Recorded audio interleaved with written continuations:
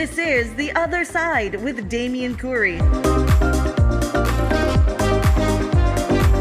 G'day and welcome to episode 14 of The Other Side Australia, uploaded Friday morning, November 27, 2020.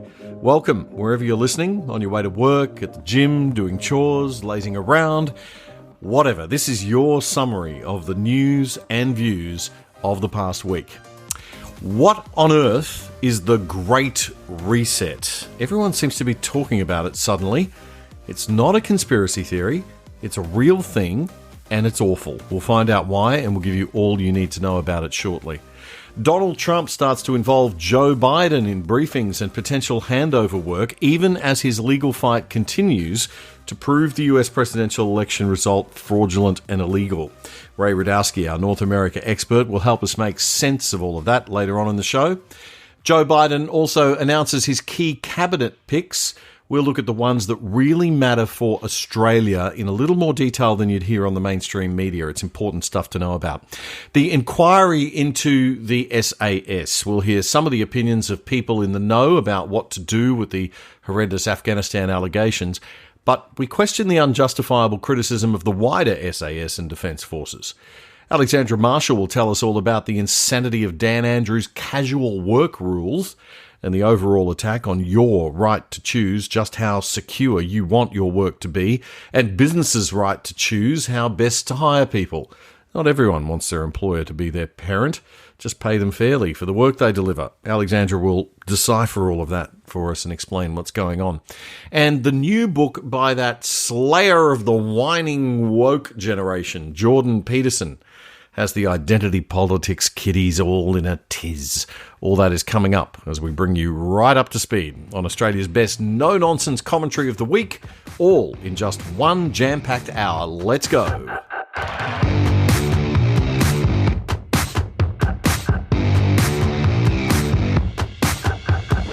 Before we get into the show proper today, a special anniversary. It is 30 years this week since Margaret Thatcher, Conservative Prime Minister of the UK, had her final week on the job and attended her very last question time in Parliament. She came from very humble beginnings but rose to be the longest-serving British Prime Minister of the 20th century, serving 11 years straight from 1979 to 1990, and she was the first woman in the job. She was given the nickname the Iron Lady by a Soviet journalist because of her tough leadership style and her uncompromising approach. And she was as detested by her political enemies as she was loved by those who passionately supported her. In her last Prime Minister's question time in Westminster on November 27, 1990, she was still fighting on and educating the lefties until the end. Take a listen. There is no doubt that the Prime Minister has in many ways achieved substantial success in the economy. There is one statistic that I understand is not, however, challengeable, and that is that over her 11 years, the gap between the richest 10% and the poorest 10% in this country has widened substantially. That's right. How can she say at the end of her chapter of British politics that she can justify many people in a constituency such as mine being relatively much poorer off, much less well housed, and much less well provided than it was in 1979? Surely she accepts that is not a record that she or any Prime Minister can be proud of. Mr. Speaker, all levels of income are better off than they were in 1979. But what the honourable member is saying is that he would rather the poor were poorer, provided the rich were less rich. That way you will never create the wealth for better social services as we have. And what a policy! Yes, he would rather have the poor poorer, provided the rich were less rich. That is a Liberal policy. Yes, it came out. He didn't intend it to, but he did. I give way to the honourable gentleman. I'm extremely grateful. The Prime Minister is aware that I detest every single one of her domestic policies, and I've never hid that. And I think that the honourable gentleman knows that I have the same contempt for his socialist policies as the people of East Europe who have experienced it have it for theirs. I think I must have hit the right nail on the head when I pointed out that the logic of those policies are they'd rather have the poor poorer. Once they start to talk about the gap, they'd rather the gap was that. Down here. That. So long as the gap is smaller, they'd rather have the poor poorer. You do not create wealth and opportunity that way. You do not create a property-owning democracy that way. I'm most grateful to the Prime Minister. Will she tell us whether she intends to continue her own personal fight against a single currency and an independent central bank when she leaves office? No, she's going to be the governor.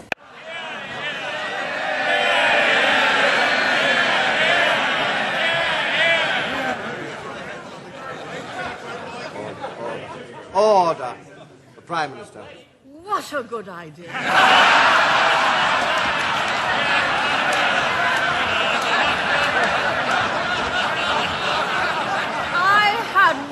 Of it. And that was Margaret Thatcher, Britain's longest-serving Prime Minister and the first woman in the job, 30 years ago today, in her last Prime Minister's question time in Parliament in Westminster. Boy, could we do with some leadership and fortitude like that again.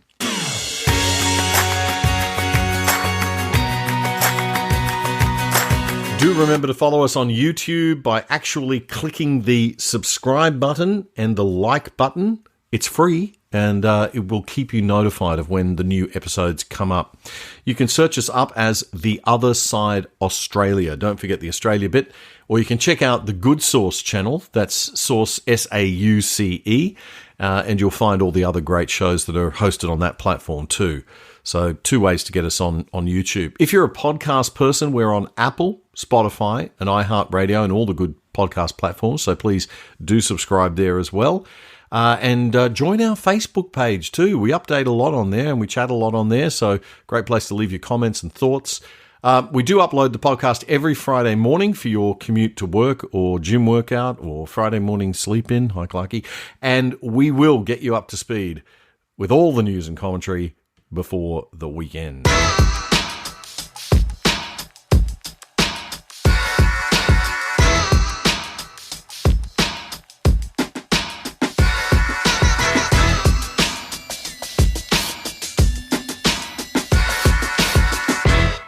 Okay, so let's start with what I think is the most important news of the week for Australians, but the mainstream media won't tell you about it in detail because they think it's too boring and you won't understand, and they don't treat you with any intelligence.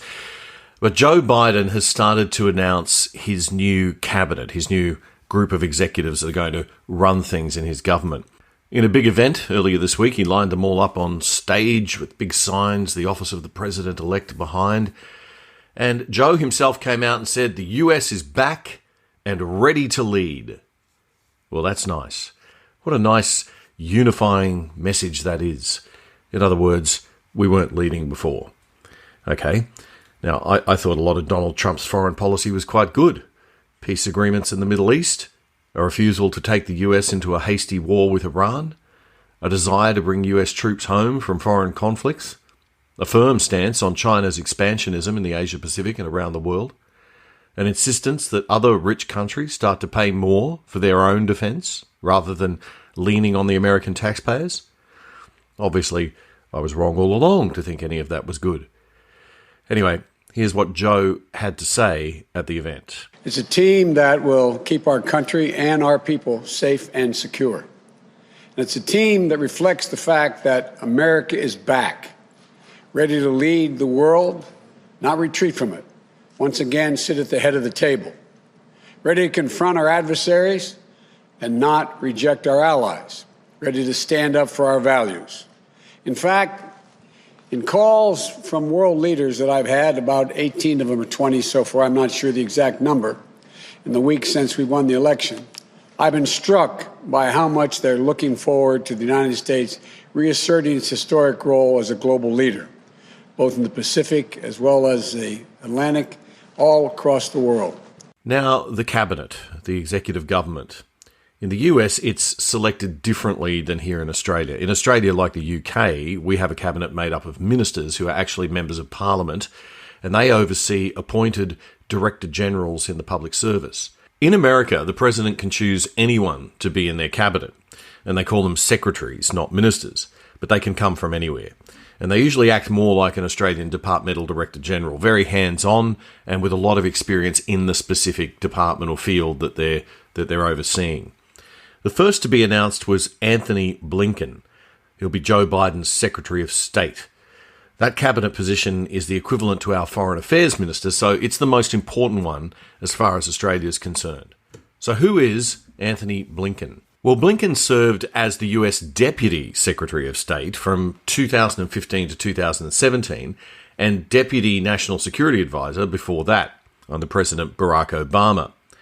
He's currently a global affairs analyst for CNN. During the Clinton administration, Blinken served in the State Department and in senior positions on the National Security Council's staff, according to Wikipedia.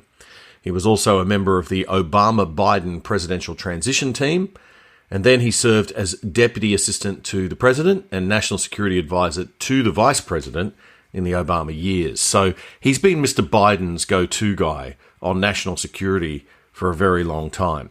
He's a lifetime Democrat and a public servant, and so he's got the right CV. Mr. President-elect, working for you, having you as a mentor and friend, has been the greatest privilege of my professional life. Now, Blinken has a little bit of connection to Australia. His stepfather, Samuel Pisar, he died in 2015, but he was a young survivor of the Nazi Holocaust. And the Australian newspaper reports that he was a self-described teenage hooligan after the war, and he might have become a terrorist or gangster had an aunt not helped bring him to Melbourne. Having lost 6 years of education and his entire immediate family, imagine that, Pisar went back to school, finished high school at 19 in Melbourne. He won a scholarship to study law at Melbourne University. He became an internationally renowned lawyer and political advisor, and in 2008, he was awarded an honorary doctorate of law from Melbourne Uni. Quite a story. That's the stepfather of the new Secretary of State nominee for the United States, Anthony Blinken. All right, another position that's very important to Australia is the US Ambassador to the United Nations. And the nominee for that position is a lady called Linda Thomas Greenfield. I want to say to you, America is back. Multilateralism is back. Diplomacy is back. Mr. President-elect, I've often heard you say how all politics is personal, and that's how you build relationships of trust and bridge disagreements and find common ground. Okay, so here's where I have a bit of a problem with that one. One of the big mistakes the Obama administration made with China was that it sought to engage with China as a partner, a friend, and build trust. That's nice, but it only works when the other party can be trusted, and when the other party has shown that they also wish to build a relationship based on mutual trust and respect. It doesn't work with a foreign government whose ultimate aim is to dominate you, to become the one and only world superpower. And that is the Communist Party of China's long-term goal. Chinese diplomats would refer to the Americans and other Westerners as smiling fools and would smile back. So no, I think this would be a very dangerous approach to take with a nation whose government has proven time and time again that it seeks only to expand its own power and its own authoritarian control over others and even over its own people. But maybe I'm wrong. Who knows? The third appointment, and the last one that I think we really as Australians need to pay a little bit of attention to, is the US National Security Advisor nominee, Jake Sullivan. Now, in just a few seconds, Jake had me quite worried. Here's Jake. Sir, we will be vigilant in the face of enduring threats, from nuclear weapons to terrorism. But you have also tasked us with reimagining our national security for the unprecedented combination of crises we face at home and abroad. The pandemic, the economic crisis, the climate crisis, technological disruption, threats to democracy, racial injustice, and inequality in all forms. Oh, dear God help us. Jake Sullivan, folks, the National Security Advisor nominee for the Biden administration, the far-left big government agenda writ large. And he's a young millennial, 43 years old, full of ideology and vision for a nice, even, neat, level, fair world. Government can fix everything, folks, especially inequality. It's worked very well in the past, worked extremely well in the 20th century. Just ask the 100 million dead people that were murdered by their own governments. And I'm not exaggerating, okay? Sounds dramatic, but it actually did happen in the 20th century, and we really need to take some lessons from that. So I really hope that Jake is only talking about eliminating the inequality of opportunity, and will still have respect for the freedom of the individual to excel above the pack and lift the rest of us up with them. That's liberty. That's liberalism. And that's what a good hierarchy is for. You know, you respect the people who have achieved. You respect the people who have more experience than you. And God forbid, you respect your elders in a good society. But somehow, I don't think that's what Jake Sullivan is talking about. So get ready for big state government and a big government globalist US of A again. It got me stone cold. Coming up next, what on earth is the Great Reset? Nope, it's not a conspiracy theory. It's a real thing. We'll find out just how horrible the globalists' new agenda is, and we'll give you all you need to know. And later, Ray Radowski, our North America expert, will help us make sense of the US situation without just dismissing Trump and his concerns about the legality of the election. We'll tell you what's going on as best as we can, and we'll let you make up your own mind, unlike the mainstream media here in Australia. And the inquiry into our SAS, why we should all be appalled by the allegations, but why we should also be supporting our troops. It got me stone cold.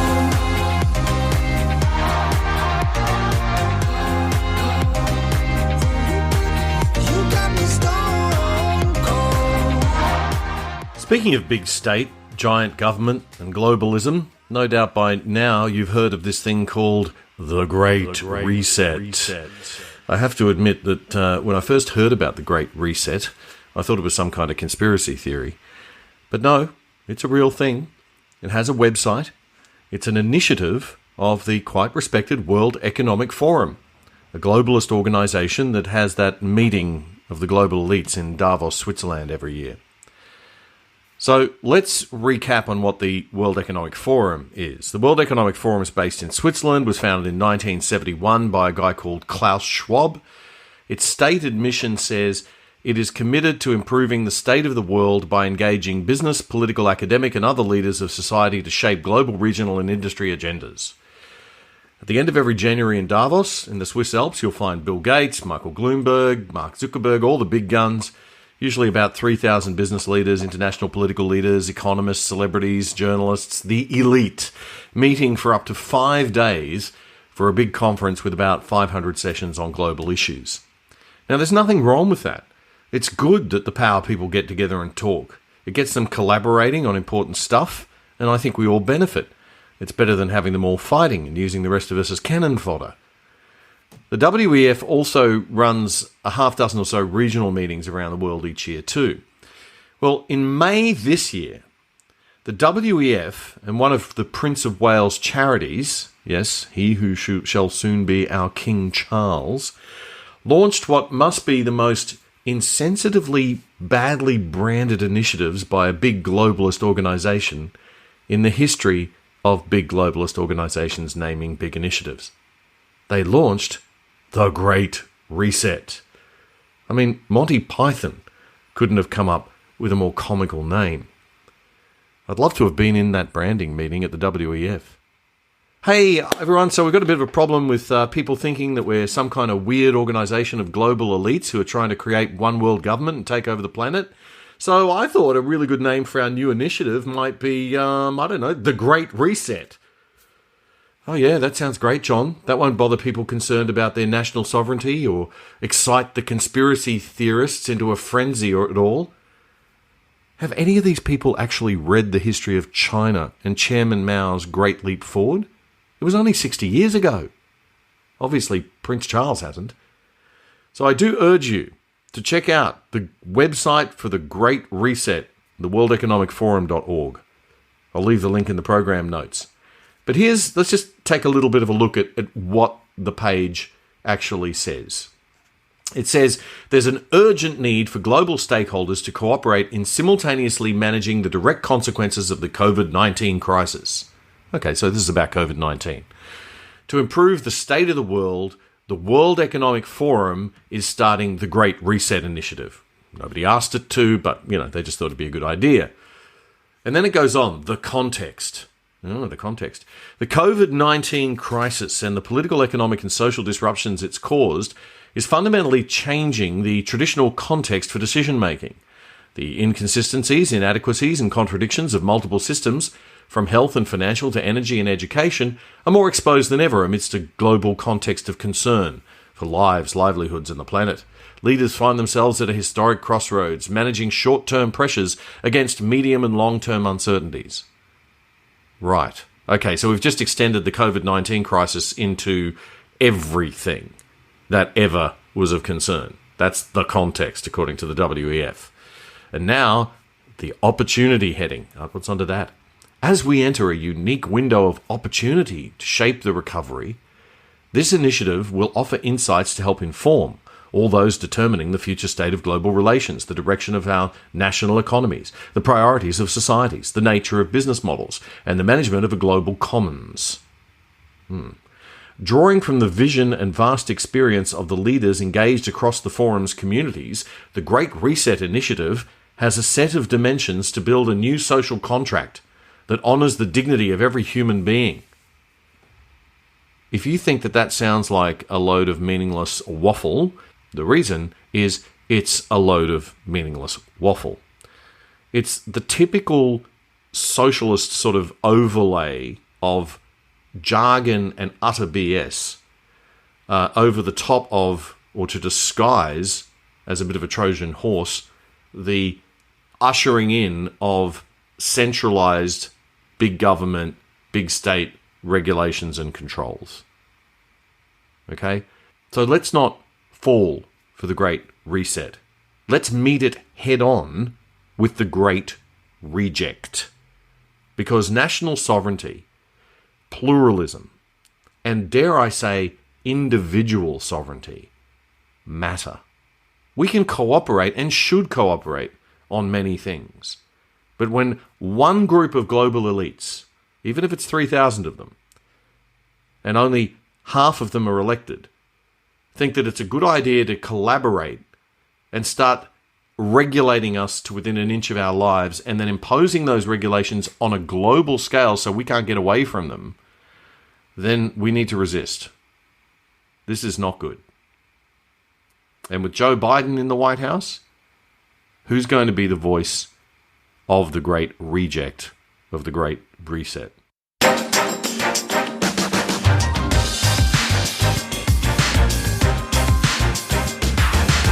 Coming up next, Alexandra Marshall gives us her take on the Great Reset and fills us in on the latest crazy move by our Labor politicians that will almost certainly be a big job killer and small business destroyer. And the deafening silence on it from the Liberal Party. Jordan Peterson upsets the snowflakes just by putting out a new book. And we will try to get to the bottom of what is going on in America with all these election lawsuits. Some very interesting stuff coming up. And a hysterically funny take on Barack Obama's latest book. Stay with us, or if you do need to pause, make sure you do come back.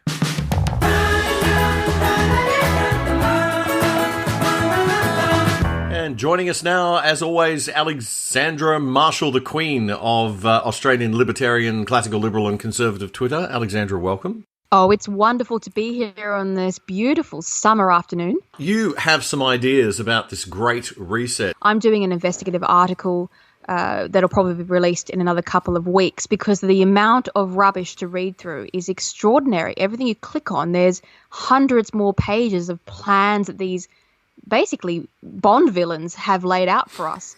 But so the worst one I've come across so far is I clicked on the Great Reset website, and on that website they have a list of partners, and these partners include people like Apple, Netflix, Facebook, and all of the banks are on there as partners. So, I mean, you get the drill.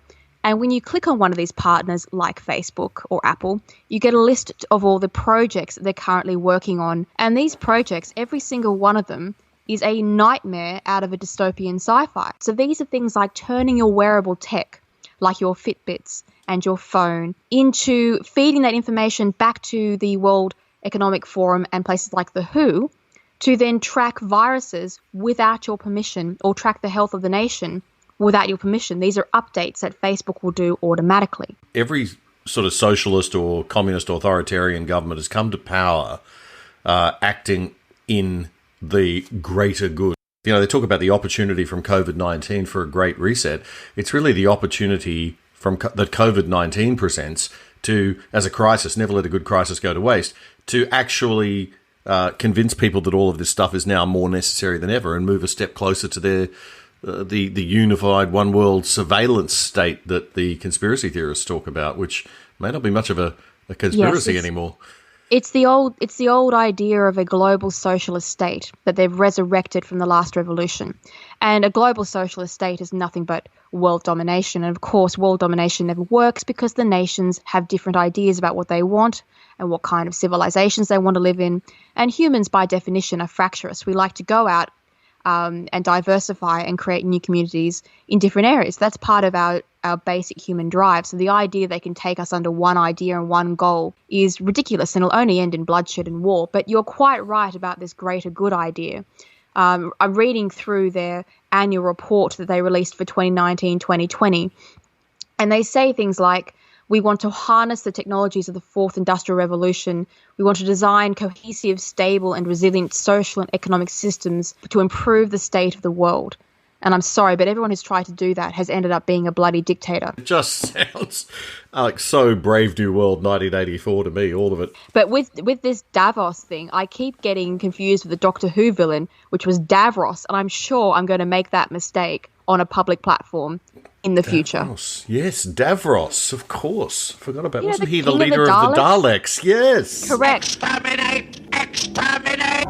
Exterminate! And so that's all I can see now. Whenever they mention that forum, like, it's just the Daleks are back. All right, so on to more important things. Big story this week was that the news that casual workers in Victoria are going to be given sick and carers pay to stay at home under a trial that's being funded by the Victorian government that's going to cost $5 million.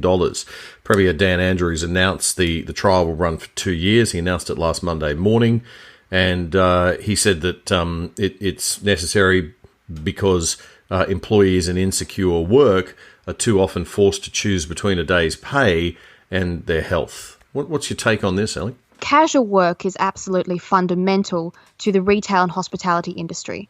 It is also the way that particularly mums getting back to work and students who need to supplement their studies like to get some extra cash, because in casual work, you trade off your security of leave for extra cash per hour that you work. That's the whole point of casual work. Yes. And that also means that you can cancel your shift without notice on the business as well. So it doesn't just work one way. Now, the union movement and Labor by extension hate casual work, primarily because they cannot unionize it. And recently, I think it was last year, there was a case for the coal mining award in which they found that coal mining workers did not have a proper extra pay for the hours they worked, and they also didn't have leave.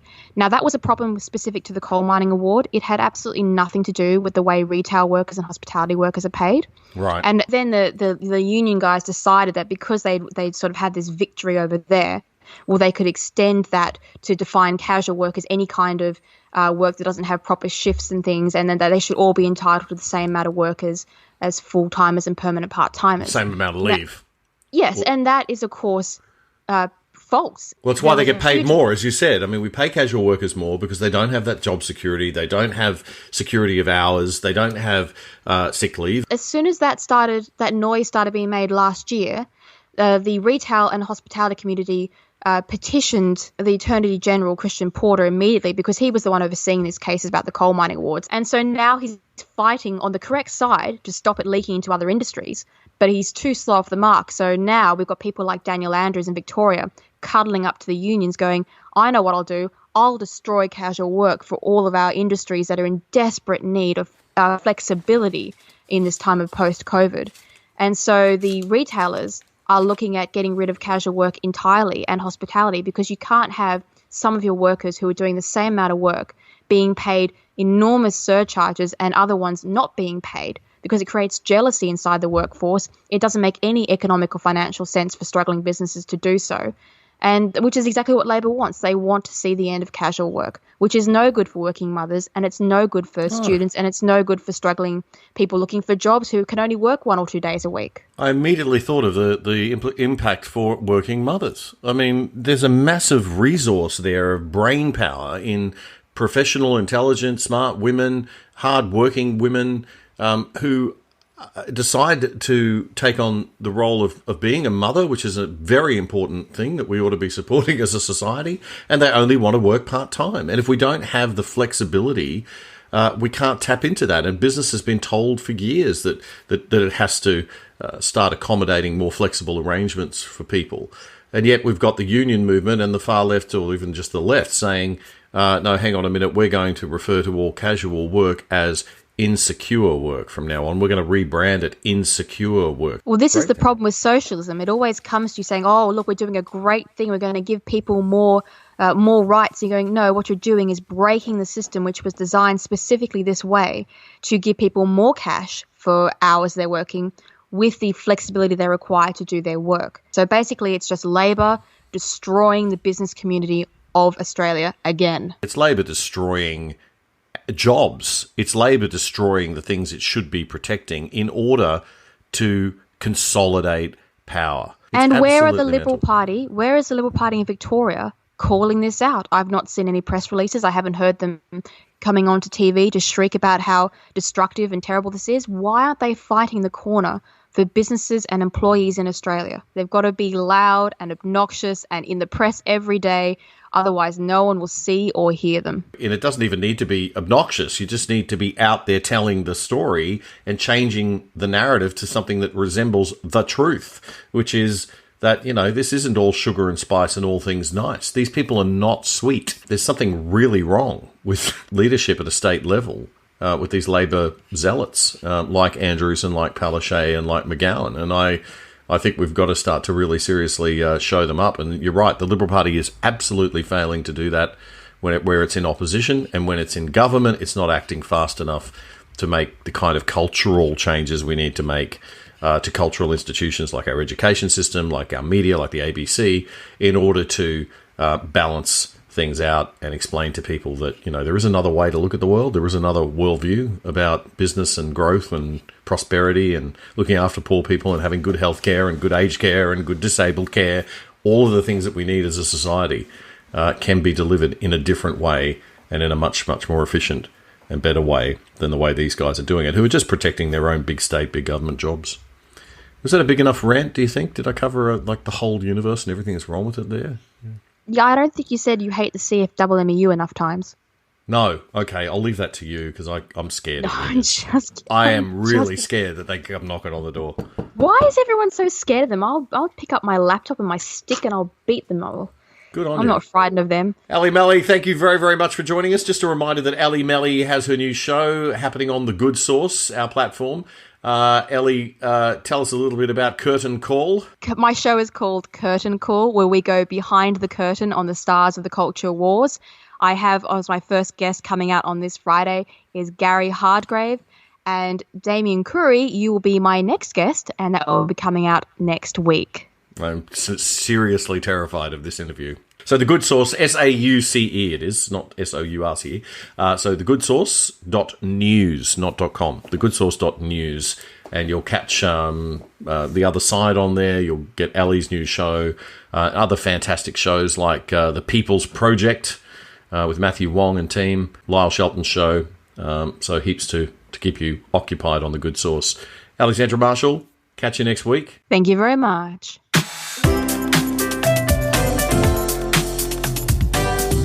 Coming up next, what's happening with the SAS? We'll explore with Professor David Flint what could be our greatest military shame and the reactions to it. Jordan Peterson's new book is making the loony left all triggered and upset, while Barack Obama's new autobiography has conservatives in stitches. That's all going to be explained shortly.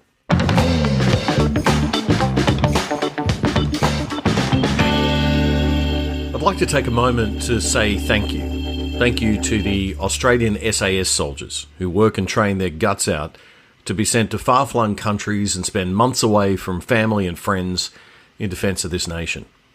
Thank you for doing the unspeakable, dirty work of battle so that we may continue to live in freedom and richness and peace like no other people on earth. Thank you for battling the demons that may haunt you upon your return home. And thank you to all our service men and women while I'm at it. We enjoy our lifestyle under the blanket of protection provided by your sacrifice, and we should never forget it. This week, the report from the 4-year inquiry into the validity of rumours of war crimes committed by our SAS forces in Afghanistan between 2005 and 2016 revealed that there was credible evidence of 39 unlawful killings of Afghan civilians or prisoners, and the findings were heavily redacted.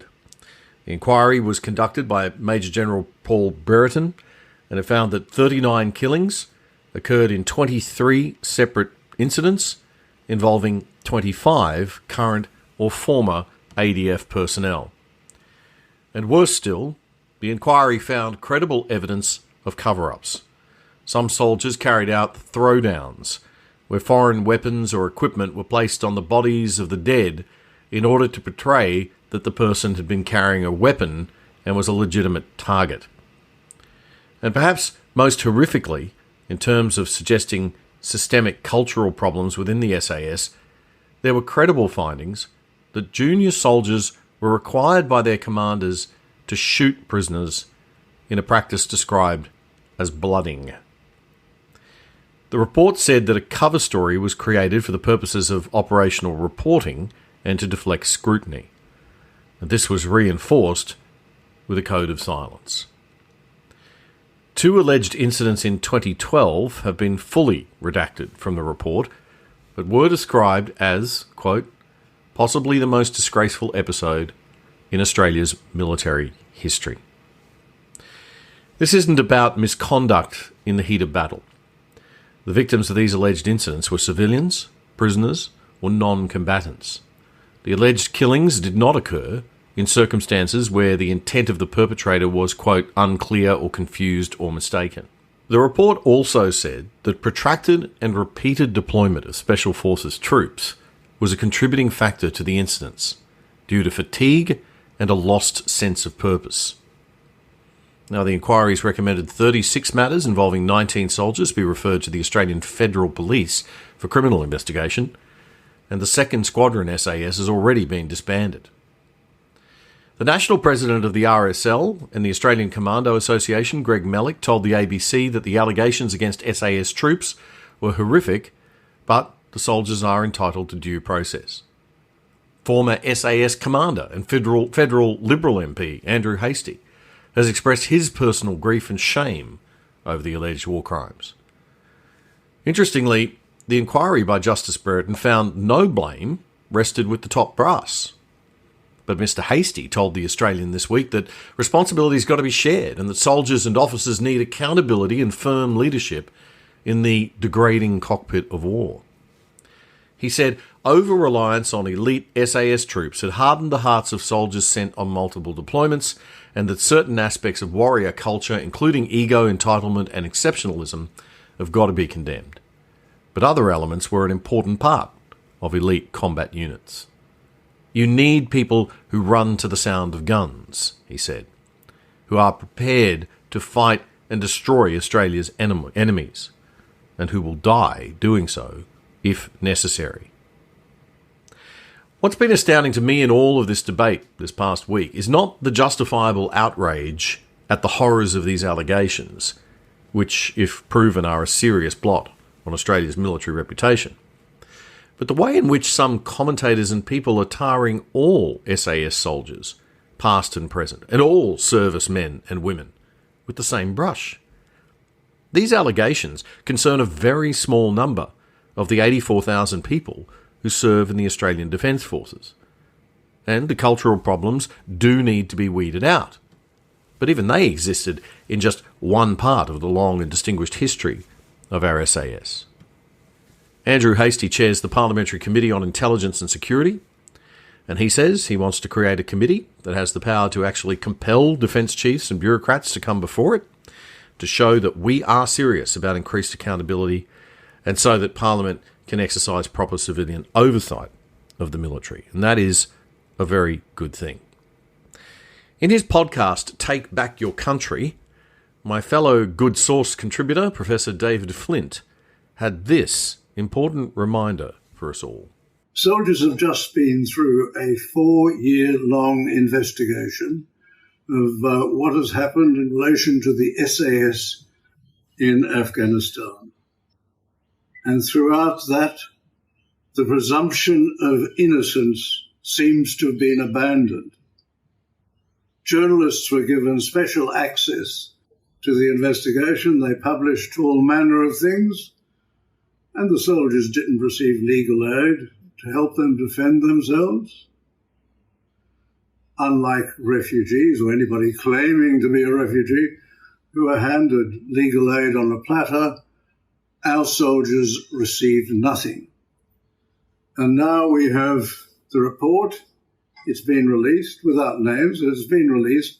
It is now a stain on the SAS and indeed on the Defence Forces together. And even then, we're told now, after 4 years, yet another investigator will be appointed, or indeed a team of lawyers to investigate and decide on prosecutions.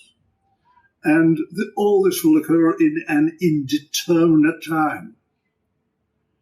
How many more years of the lives of young soldiers are going to be taken out and damaged and seriously ruined, with some of them wondering whether it's worth going on?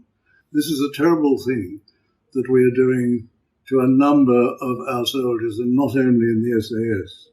This is not the first time the soldiers have been subject to unfair prosecutions. Back in 2009 in Afghanistan, some of our soldiers were advancing towards a compound and they were fired on. And naturally, they returned fire. Now, unfortunately, when they returned fire, that fire also hit a number of civilians.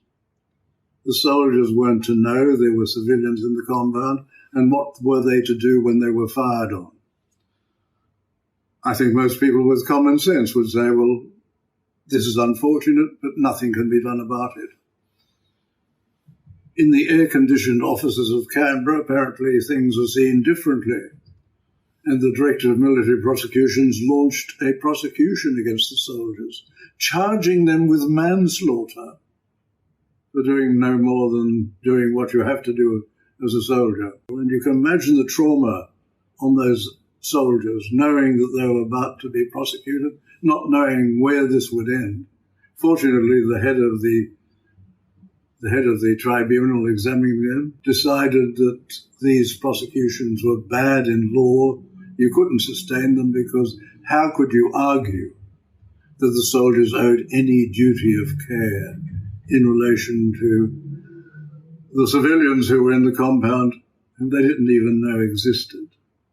The politicians have to avoid being unjust to our soldiers, dragging these things out for years and years, exposing them to unfair publicity in the media. What the politicians have to do, and particularly in relation to our soldiers, is to ensure that those willing to die for their country are at least entitled to the presumption of innocence. Another reason, I'm sure you would agree, for Australians to take back their country from their politicians. Professor David Flint there on his podcast, Take Back Your Country, which is also, like us, available on The Good Source. Coming up next, Ray Radowski releases the Kraken. We will bring you up to date on the US situation and explain what the Kraken actually is, all in detail, without the lefty bias. And we'll find out why Obama's autobiography number 2 has conservatives laughing themselves sick. Keep it locked on, don't go away. Got some great news. The Other Side Australia is very happy to now be one of the shows available on the Good Source network. The Good Source, spelt SAUCE.news, is an Australian platform for right-thinking podcasts and vlogs. When I moved back to Australia early this year after spending almost 20 years in Asia, I was shocked at how journalism had changed since the late 90s when I was on Channel 10. Like America, Australia's broadcast media was becoming very editorialised and political. But unlike America, it seemed only one ideological viewpoint dominated, the left, with only a couple of notable exceptions. The Good Source is a right-thinking website bringing some truth and balance to the Aussie media echo chamber.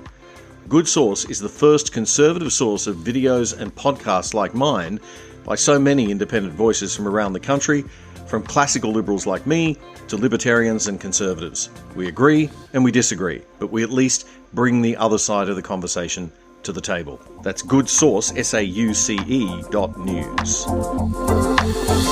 Well, you may have heard that Jordan Peterson's got a new book coming out called Beyond Order, 12 More Rules for Life. This hasn't pleased a number of the publishing house's employees.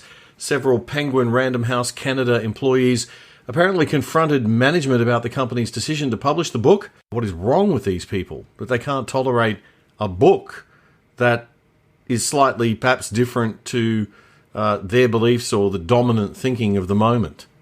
I mean, it's Jordan Peterson, for goodness sakes. He's highly popular. Who do they think pays their salary? Vice News reports that 4 Penguin Random House Canada employees who didn't want to be named due to concerns over their employment, or due to concerns over their reputation as sane human beings, I think, said the company held a town hall during which executives defended the decision to publish Peterson while employees cited their concerns about platforming someone who is popular in far-right circles. Quote, he is an icon of hate speech and transphobia, and the fact that he's an icon of white supremacy regardless of the content of his book. I'm not proud to work for a company that publishes him, a junior employee said. Well, I'll tell you what I'd be doing if I owned that company. I'd be showing that junior employee the door. That company doesn't exist to make you proud, young whatever you are. And if I was a shareholder in this company, I'd start questioning their board of directors about how they're disciplining and working to control this kind of brat childish outrage amongst their ranks of the ranks of their employees. Jordan Peterson's daughter, Michaela, tweeted just after this all hit the news the other night. She said, how to improve business in 2 steps. Step 1, identify crying adults. Step 2, fire them. Good on you, Michaela. The Australian activist and Twitter celebrity, the Imam of Peace, tweeted, Jordan Peterson is one of the greatest, smartest and brightest scholars to ever contribute to human thought. His manners are gold, his tears are genuine, and his passion to spread good is beyond inspiring. I just heard they're trying to cancel his next book. I shall pre-order it. But I think the tweet of the week has to go to PragerU. Adults literally crying over Jordan Peterson writing a book need more Jordan Peterson in their life.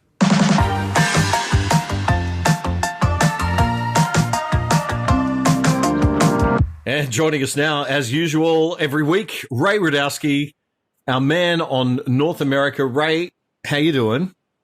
Good day. Well, it's been a very interesting week since we last spoke, and I think we're here to talk about releasing the Kraken. The Kraken. We're releasing the Kraken.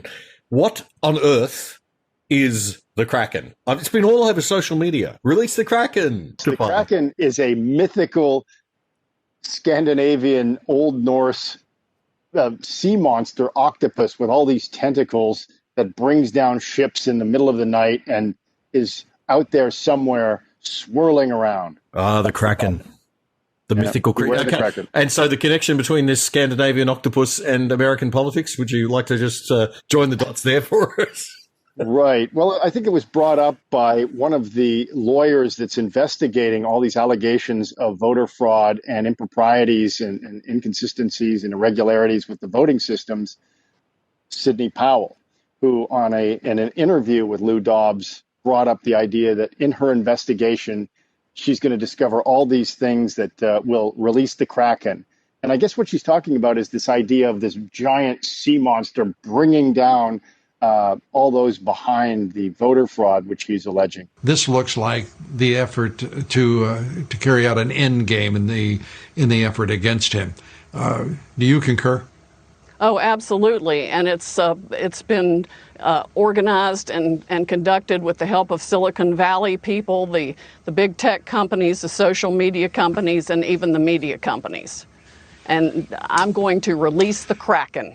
There was this note that came out from the Trump campaign saying that Sidney Powell is not part of the Trump legal defense team. And that was brought up by the media as somehow beating it up to say that there's dissent in the ranks as this whole thing kind of goes off the rails. But in her own statement, she said, that's right, I was never part of that actual Trump defense team. I was never paid by them. I've been conducting my own investigation and will continue to do so. Okay, but she's a conservative, she's passionate, she's looking at every possible angle, and she's investigating stuff, and she's not going to be told to shut up. So obviously mainstream media don't want to have anything to do with her. Let's have a listen to what she told Lou Dobbs several days ago. It is a foul mess, and it is far more sinister than any of us could have imagined, even over the course of the past 4 years. You get the last word, Sydney. It is indeed a very foul mess. It is farther and wider and deeper than we ever thought, but we are going to go after it, and I am going to expose every one of them.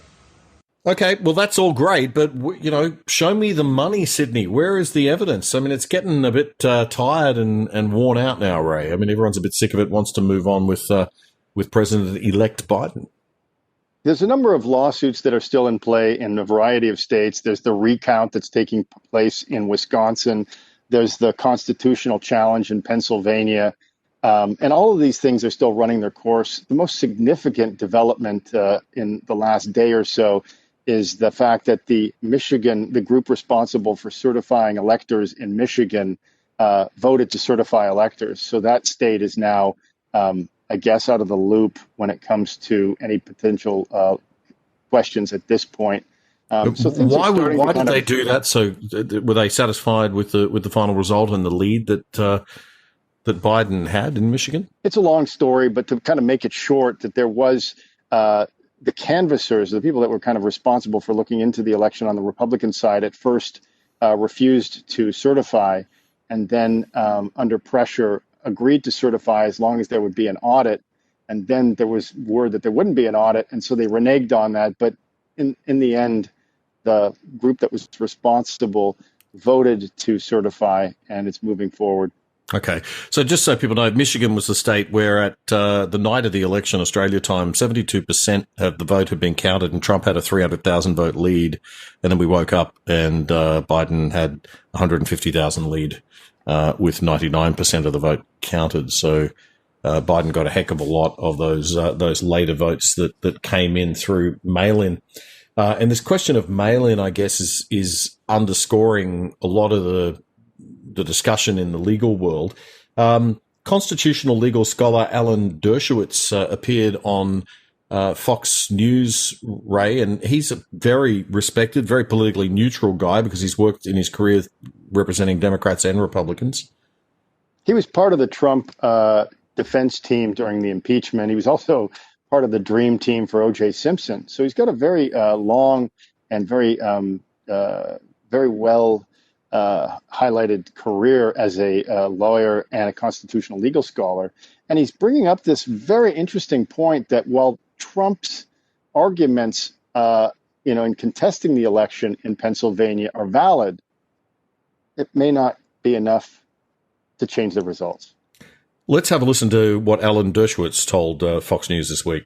Well, let me give you my completely objective, not wishful thinking, constitutional analysis.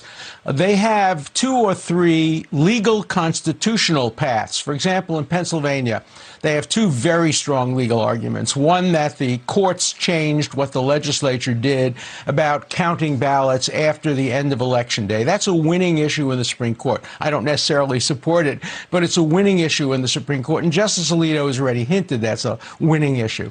They also have a winning issue in the Supreme Court on equal protection, that some counties allowed flawed ballots to be cured while others didn't.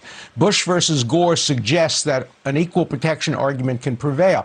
The problem with that argument is they don't have the numbers necessarily to support it. If it's right that Biden's ahead by some 70 or 80,000 votes, they have to show enough contested votes under those two legal theories to change the outcome. The other legal theory they have, which is a potentially strong one, is that the computers, either fraudulently or by glitches, changed hundreds of thousands of votes. There are enough votes to make a difference, but I haven't seen the evidence to support that. So in one case, they don't have the numbers.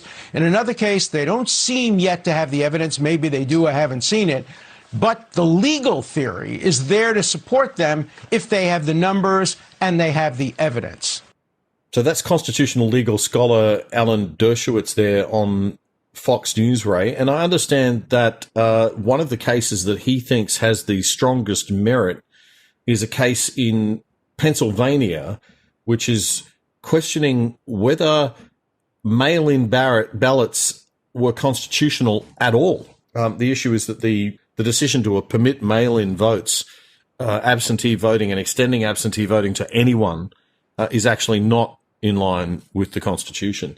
Let's have a listen to a member of Trump's Pennsylvania legal defense team, Greg Tufel. This is what he had to say about that on the Steve Bannon podcast. The Pennsylvania Constitution allows voting in one of two ways. One is in person. The other is if you qualify as an absentee ballot elector in Pennsylvania. So absentee ballots are permitted under the PA Constitution if you are in the military, you're away from your voting district, and span that list to anybody for any reason, which is what Act 77 did, the law in PA that expanded mail-in balloting to anybody for any reason. You would need a PA constitutional amendment to do it lawfully. And the Pennsylvania legislature, in recognition of that, started the process to amend the Constitution to allow mail-in balloting. But then for some strange reason decided to go ahead and proceed to enact Act 77 and act like it's already valid law. They just went ahead and enacted, Governor Wolf signed it, Act 77, they implemented widespread mail-in balloting. In our case, unlike all the other cases you probably have been reporting about, all the other cases require clear and convincing evidence of sufficient amount of fraud to overturn the result of the election. Our case is purely legal issues. Was Act 77 constitutional or not? We believe very strongly the law clearly shows it was not. Greg Tufel, the lawyer there speaking on Steve Bannon's show, as a result of that, he's saying that a substantial percentage of the 2.6 million mail-in votes could be invalidated in Pennsylvania. Now, that would actually shake things up a bit. There are 20 electoral college votes up for grabs in Pennsylvania, but that still wouldn't be enough to get Trump over the line, would it, Ray? A growing number of Americans, according to the Rasmussen poll that was conducted a few days ago, 47% believe that the Democrats stole the election. Oh, and this, again, comes out of the idea that even immediately afterwards, conservative personalities and pundits on Fox News, African-American duo of Diamond and Silk, brought up the question, how is it that even though he didn't campaign, didn't talk about the issues, had these various scandals that were never really scrutinized by the media, how was it that Joe Biden was able to get more votes in this election than Barack Obama did in 2008? And then you kind of extend that a bit and you think, okay, well, here's another question. How is it that if Trump is so hated and everybody's just sick and tired of him, how was it that as the incumbent, he was able to get 17% more votes in this election than he did in 2016? Well, that's partly explained by the fact that more people voted.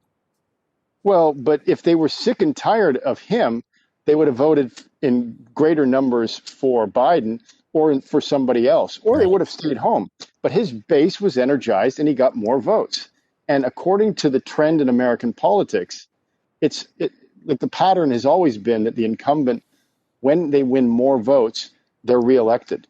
This was an outlier, and that's why it's starting to raise questions. Oh, God, this is going to be... I'm going to get caned for this, but it sounds like, Ray, you and I might be the only people in the Australian media landscape having this conversation at the moment. You're not privy to the Aussie media, but nobody down here wants to talk about the possibility or even suggest the possibility that this election might go Trump's way or might have been in any way, subject to fraud. Even worse than the US media, which is It's pretty disturbing, isn't it, that the American media are not even having these conversations, really. Where's that duo, Bob Woodward? Where's the duo, Bob Woodward and Carl Bernstein, in trying to follow the money in all of these situations involving these voting systems and voting machines that caused these irregularities? This is a really good investigative journalist piece. And whenever Sidney Powell brings up the fact that there's this possibility, she's kind of looked at as being this nutcase talking about releasing the Kraken. Well, we get to see the Kraken. I'd like to see the Kraken. There are tentacles. I mean, it's right now a baby squid and maybe in ready to grow if you're going to look at it from that analogy. But the possibilities here haven't been completely ruled out. And we've looked at the ideas again in terms of why isn't there greater scrutiny? Why is the FBI not examining this? Why is there not a push? And, this in many ways, it looks like the Trump administration is starting to move towards some sort of an acceptance that they may not be able to flip the numbers, but that doesn't necessarily mean that this is over. Already you've seen, I guess, that Trump tweeted that he has authorized that the GSA, which is the office responsible for assisting the Biden team in transition, has been authorized to work together. But he stressed that he will not concede. He's not conceding at all. But in the interests of the country, he's authorized that this office start to work with the Biden transition team. Well, there's certainly enough crazy stuff there to kind of make people think, and that where we should have better, more inquisitive journalism going on, which we don't have. They're not doing their job. Biden's probably going to win. It's not looking great for Trump, but nevertheless, that doesn't excuse, in my view, the absolute shutdown of any discussion that we're seeing from the left, who claimed that they want to see unity and empathy and, a better future for American institutions and more trust in American institutions. And that worries me the most, Ray. There's obviously a lot of problems here. And those numbers you're citing from that research saying that people aren't accepting the election result. 47% believe that the Democrats stole the election. But that coincides with basically the vote split between Trump and Biden. So the country is definitely divided. But the longer that this situation continues, the more questions it raises. Now, the other landmark here, or the other pivot point, is going to be the January, I think, 3rd or 4th runoff elections for the Senate seats in Georgia. And will we see continued allegations of voter fraud, of mail-in ballots arriving with, in a questionable state? Will there be enough scrutiny? How is this going to play out? That, I think, is a key question that will influence the way in which the Senate majority tilts towards the Democrats or the Republicans. But I think it will also mark how the Biden administration, when it takes over, is able to govern. Talking about that, the Biden administration, he's put his cabinet together, releasing and announcing a few names this week, including John Kerry and Janet Yellen. Yeah, and I think that what you're seeing is a lot of holdovers from the Obama years, but you don't see a lot of people lining up with excitement to be part of this team. And the other interesting thing, again, the media is not really raising these questions, is who's not on it. There's no mention of Bernie Sanders. There's no mention of Elizabeth Warren. Thank God. There isn't even any mention of Beto O'Rourke, who was supposed to be Biden's gun czar. So on the Democrat side, you see an equal split between the moderates, which are now forming the bulk of the names put forward by Biden as his transition team in cabinet, and this radical group that is just trying to push for all sorts of things that were never really talked about, but that Trump raised as watch it, because this is what's coming down: a loss of freedom of speech, big tech dominance in online media. Ray, we need to finish with a bit of a laugh. It's all too much. Do we have to talk about this? Oh, yeah. It's hilarious. Barack Obama, this is just to give the center right and the right something to chuckle about. He's released his second autobiography. Woohoo! And there's an accompanying audio book, which goes for 29 hours. Yeah, he's not at a loss for words, that's for sure. No, and they especially say that, talking about himself. Yeah. Well, it's often been said, some people have said to me, working with that have been close to the Obama administration, that he has got quite an ego on him. And I think he's a talker. Yeah. And I think that Tucker Carlson from Fox summed it up pretty well this week. Well, if you had a few days of uninterrupted free time to do literally whatever you wanted, how would you spend it?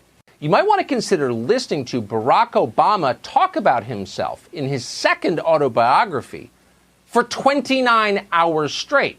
Listen to this sample from his new audiobook and try to ask yourself, are you not irresistibly attracted to that idea? In bed later that night, she turned to me and said, "You're going to win, aren't you?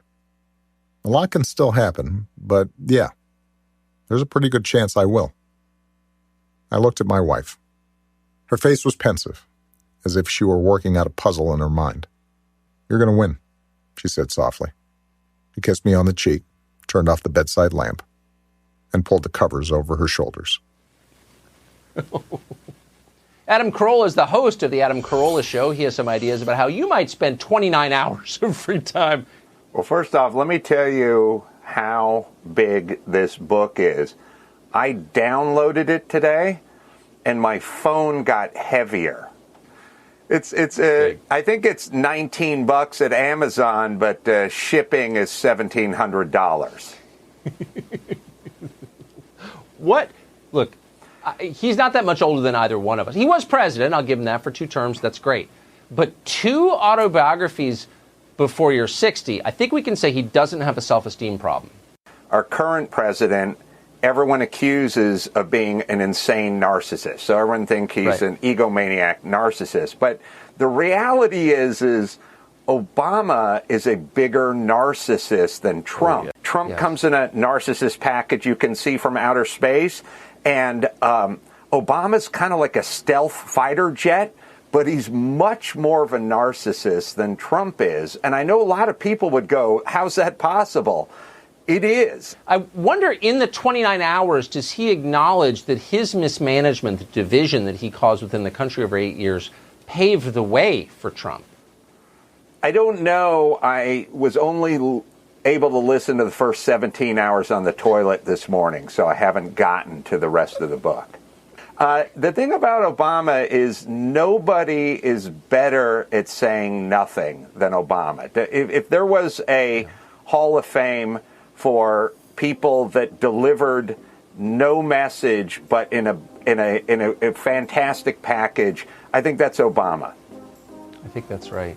But there was anger at the center of that. Good stuff. All right. Narcissists wherever you turn in the White House. Ray Rutowski, thank you very, very much for joining us once again. We'll chat again next week, mate. All right, release the Kraken. Release the Kraken! For God's sake, soon. Can't go on like this forever. And that is it for episode 14, the show this week. Remember to follow us on YouTube by actually clicking that subscribe button and the like button. It's free to subscribe. It'll keep you notified of when the new episodes come up. So subscribe and the little bell, the notification bell button. Do that. You can search us up as The Other Side Australia. Don't forget the Australia on YouTube, or you can check out the Good Source channel. We're on there as well. They're on YouTube or at goodsource.news, the website.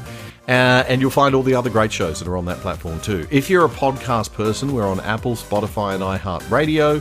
So, please jump on, subscribe, and join our Facebook page as well, right? We've got a great Facebook page. Get on there and have some conversations with the other siders. We do upload quite a bit on there. Don't forget, we upload the podcast every Friday morning in time for your commute to work, or gym workout, or Friday morning sleep in, or the chores after you drop off the kids, dad or mum. And we will definitely get you up to speed before the weekend, or you can listen to us over the weekend while you do the housework or whatever you do on the weekend. So do join us every week, Friday mornings. The Other Side Australia, your weekly shortcut to Australia's best commentary in just about around an hour a week.